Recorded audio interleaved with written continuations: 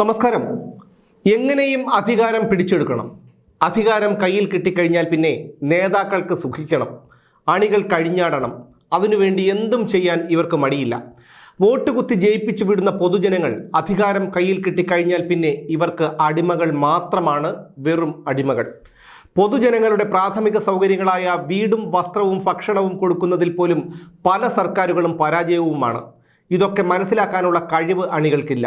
അവരുടെ ഉള്ളിൽ നേതാക്കളോടുള്ള ഭക്തിയും വിധേയത്വവുമാണ്. അതുകൊണ്ട് തന്നെ തങ്ങളും കൂടി ഉൾപ്പെടുന്ന സമൂഹത്തിന് അടിസ്ഥാന സൗകര്യങ്ങൾ ലഭിച്ചില്ലെങ്കിൽ പോലും അവർക്കതൊരു വിഷയമേയല്ല. പ്രധാനമന്ത്രിയുടെ ഇ ബസ് സേവാ പദ്ധതിയിലൂടെ 950 ഇ ബസ്സുകൾ കേരളത്തിന് അനുവദിച്ചിട്ടുണ്ട്. ഇതിൻ്റെ ടെൻഡർ ഈ വരുന്ന ഫെബ്രുവരിയിലാണ്. എന്നാൽ ടെൻഡറിൽ പാലിക്കേണ്ട നടപടിക്രമങ്ങളൊന്നും പാലിക്കാത്തതിനാൽ ഈ ബസ്സുകൾ നഷ്ടപ്പെടുന്ന അവസ്ഥയാണ് ഇപ്പോഴുള്ളത്. കൊച്ചി, കോഴിക്കോട് നഗരങ്ങൾക്കായി 150 ബസ്സുകൾ വീതവും തിരുവനന്തപുരം, കൊല്ലം, തൃശൂർ, മലപ്പുറം, കണ്ണൂർ എന്നിവിടങ്ങളിലേക്ക് 100 ബസ്സുകൾ വീതവും ചേർത്തല, കായംകുളം, കോട്ടയം നഗരങ്ങൾക്ക് 50 ബസ്സുകൾ വീതവുമാണ് ലഭിക്കേണ്ടത്. ആദ്യം നടന്ന ടെൻഡറിൽ പങ്കെടുത്ത കർണാടക ആവശ്യപ്പെട്ട 795 ബസ്സുകളിൽ ആദ്യഘട്ടമായി 350 ബസ്സുകൾ അനുവദിച്ചിട്ടുണ്ട്. ഈ ബസ്സുകൾ മംഗളൂരു, ബംഗളൂരു, ദാവൻഗരെ, ശിവമൊഗ്ഗ, തുംകൂരു, ബലഗാവി, ഹുബ്ബള്ളി, ധാർവാഡ്, കൽബുർഗി, ബെല്ലാരി, വിജയപുര എന്നീ 11 നഗരങ്ങളിൽ സർവീസ് നടത്തും. പ്രധാനമന്ത്രി ഇ ബസ് സേവാ പദ്ധതിയിലൂടെ 950 ബസ്സുകൾ സ്വീകരിക്കാമെന്ന് അറിയിച്ചുകൊണ്ട് ഇക്കഴിഞ്ഞ ഒക്ടോബർ 4-ന് ഗതാഗത വകുപ്പ് കേന്ദ്രത്തിന് കത്തയക്കുകയും തുടർ നടപടികൾ സ്വീകരിക്കണമെന്ന് ധനവകുപ്പിനെ അറിയിക്കുകയും ചെയ്തിരുന്നു. എന്നാൽ ധനവകുപ്പ് ഇക്കാര്യത്തിൽ കാണിച്ച അലംഭാവം കാരണം ഡിസംബർ 14-ന് നടന്ന ടെൻഡർ നടപടികളിൽ കേരളം തഴയപ്പെട്ടു. ഈ പദ്ധതി പ്രകാരം കേന്ദ്രം ബസ്സുകൾ നൽകണമെങ്കിൽ ധനവകുപ്പ് സംസ്ഥാന സർക്കാരിൻ്റെ ഗ്യാരണ്ടിയായ പേയ്മെൻറ്റ് സെക്യൂരിറ്റി മെക്കാനിസം ഉണ്ടാക്കണം.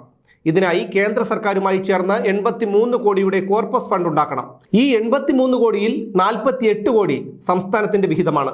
ബസ്സുകൾ നൽകുന്ന കമ്പനിക്ക് വാടക വിഹിതം കൃത്യമായി നൽകുന്നതിനും മുടങ്ങാതെ വൈദ്യുതി ലഭ്യമാക്കുന്നതിനും സർക്കാർ ഗ്യാരണ്ടി ഉറപ്പാക്കുന്നതിനു വേണ്ടിയാണ് കോർപ്പസ് ഫണ്ട്.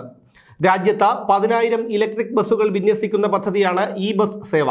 950 ഇ ബസ്സുകൾ കേരളം ഏറ്റെടുക്കാൻ തയ്യാറായാൽ ഇന്ധന ചെലവിനത്തിൽ പ്രതിമാസം 25 ലക്ഷം രൂപ KSRTCക്ക് ലാഭിക്കാൻ കഴിയും. ഒറ്റത്തവണ ചാർജിങ്ങിൽ 350 കിലോമീറ്റർ വരെ ഓടിക്കാൻ കഴിയുന്ന ഈ ബസ്സിന് കിലോമീറ്ററിന് 54 രൂപയാണ് വാടക. ഇതിൽ 22 രൂപ കേന്ദ്രം നൽകും, ബാക്കി 32 രൂപ സംസ്ഥാനം വഹിക്കണം. ഡ്രൈവറെ നിയമിക്കുന്നതും ശമ്പളം നൽകുന്നതും ചാർജിംഗ് ചിലവും ടാക്സും ഇൻഷുറൻസും അടക്കം എല്ലാ ചിലവുകളും വഹിക്കുന്നത് ബസ് നൽകുന്ന സ്വകാര്യ കമ്പനിയാണ്. കണ്ടക്ടറെ നിയമിക്കേണ്ടതും ശമ്പളം നൽകേണ്ടതും KSRTC ആണ്. കിലോമീറ്ററിന് 8 രൂപയാണ് കണ്ടക്ടറുടെ വേതനം. ഇതിനകം തന്നെ ഈ ബസ്സുകൾ സ്വന്തമാക്കിയ നിരവധി സംസ്ഥാനങ്ങളുണ്ട്. മഹാരാഷ്ട്ര 1453, ഗുജറാത്ത് 425, ബീഹാർ 400, ഒഡീഷ 350, പഞ്ചാബ് 347, കർണാടക 350, ജമ്മു കാശ്മീരും ഹരിയാനയും 200 വീതവും ചണ്ഡീഗറും പുതുച്ചേരിയും 100 വീതവും മേഘാലയ 50 ഇ ബസ്സുകളും ഇതിനകം സ്വന്തമാക്കി സർവീസ് തുടങ്ങിക്കഴിഞ്ഞു. എന്നാൽ പ്രധാനമന്ത്രിയുടെ പദ്ധതിയായ ഈ ബസ്സുകൾ വാങ്ങിയാൽ അത് BJPക്ക് തെരഞ്ഞെടുപ്പ് സമയത്ത് ഗുണം കിട്ടുമെന്ന് കരുതിയാണ് കേരളം മുഖം തിരിക്കുന്നത്. തൃശ്ശൂരിന് 100 ബസ്സുകൾ അനുവദിച്ചത് ഉയർത്തിക്കാട്ടി BJP നേരത്തെ തന്നെ പ്രചാരണം തുടങ്ങിയിരുന്നു. കർണാടക ഭരിക്കുന്നത് കോൺഗ്രസ് ആണ്. പക്ഷേ അവർ രാഷ്ട്രീയം നോക്കാതെ കേന്ദ്രത്തിന് സമീപിക്കുകയും 350 ബസ്സുകൾ നേടുകയും ചെയ്തു. പക്ഷേ നിർഭാഗ്യം കൊണ്ട് കേരളം ഭരിക്കുന്നത് കമ്മ്യൂണിസ്റ്റുകാരാണ്. യഥാർത്ഥത്തിൽ നാട്ടിൽ വികസനം ഉണ്ടാകരുത് എന്നാണ് ഏതൊരു കമ്മ്യൂണിസ്റ്റ് ഭരണാധികാരികളുടെയും ഭരണകൂടത്തിൻ്റെയും ആഗ്രഹം. എന്നാൽ തങ്ങൾ നാട്ടിൽ എന്തൊക്കെയോ വികസനങ്ങൾ നടത്തുകയാണെന്ന മിഥ്യാബോധം ജനങ്ങളിൽ ഉണ്ടാക്കുകയും വേണം.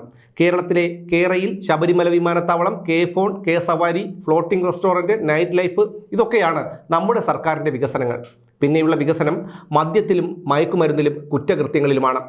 ജനങ്ങൾ എത്രത്തോളം ദുരിതം അനുഭവിക്കുന്നു നമ്മുടെ സർക്കാരിന് അത്രയും നല്ലതാണ്. കാരണം പിന്നെയും വികസനത്തിൻ്റെ പേര് പറഞ്ഞ് രാഷ്ട്രീയം കളിക്കുകയും അധികാരത്തിലേറുകയും ചെയ്യാമല്ലോ. ഇതൊക്കെ കേരളത്തിലെ ജനങ്ങൾ അറിയാതെ പോകരുത്, അറിഞ്ഞിരിക്കണം.